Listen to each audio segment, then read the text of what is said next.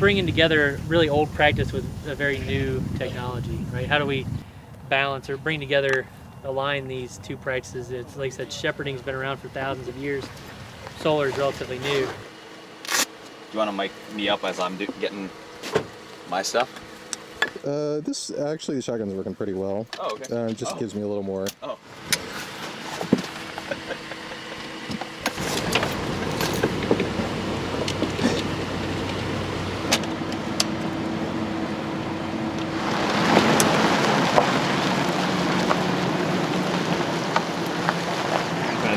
See where that intersection is? Yeah. Y'all can pull there wherever you want to, or we Okay. can, whatever. Cool.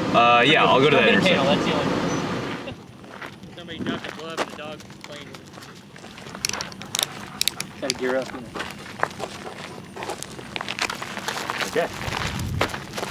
All right.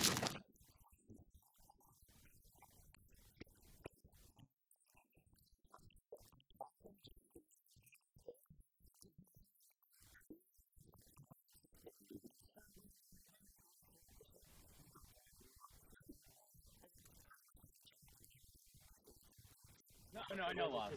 They're able to roam around just because right now we're not subdividing the polywire in this site. We're keeping them more contained. There's various factors that go into that, like how the grass is performing, and, the time of year and things like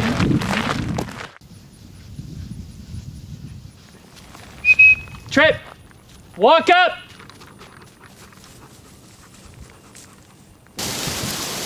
Come by. There, walk up. Come by. There, lie down. Come by. Oh my god. Yeah. You won't get run over. They're not like cows. They're not going to run you over. Come by. There, walk up.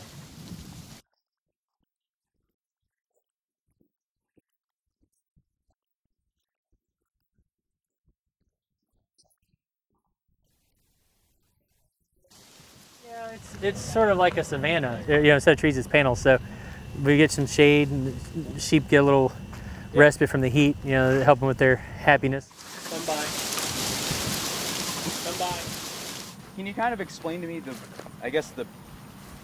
what makes them a little bit more beneficial, just from like a standpoint? No. I mean, from an actual practicality. Yeah, standpoint, no. Do they actually yield benefit? Yeah, they do. I mean, the fact that they can get under the equipment. You don't have to modify the equipment significantly to be able to implement sheep grazing. So they know when they need to take a break, but there's no OSHA requirement for them to take a break. They stop eating when they're full. They tend to graze for a couple hours, they'll rest, chew their cud, and then go graze for another couple of hours and then rest. And so it works like that. And they'll graze 90 degrees, 95 degrees, they'll still be eating, they're still working. If you get a bunch of rain and the ground's too wet for mowers to get in or for vehicles to be in, they're still eating. So they're out here all the time, and the benefits of it may not be you come in and mow everything at once, but the fact that they're out here, it's a war of attrition. They're just clipping down the plants a little each time they come through, and then they're contributing to soil health. So rather than burning fossil fuels on a renewable energy site to maintain it, we're actually producing livestock, keeping an agricultural use on the land, but then we're redepositing mineral that we provide to the sheep. And manure and urine to help build soil health. So the organic matter in these soils will be better than when we first got here. So it's a process, a multi-year process where we'll get the site under better control with sheep over time. We'll balance the number of animals with the plant responses throughout the seasons, maintain the animals throughout the winter on the residual vegetation, and then ramp up in the spring with lambing again to get the plants under control when it's actively growing rapidly. So it's a little bit of a dance, more nuanced than, it really doesn't take any ecological knowledge to say I'm going to come in and mow everything the same height at the same time. But if you want to maintain wildflowers or you want certain species of plants to be growing there, you have to give them the chance to express themselves and set seed and drop seed in the landscape, or else they'll drop out. We're trying to get the sheep locally adapted to these sites over time. The sheep that perform better here, they'll have more offspring, and their offspring will do better here.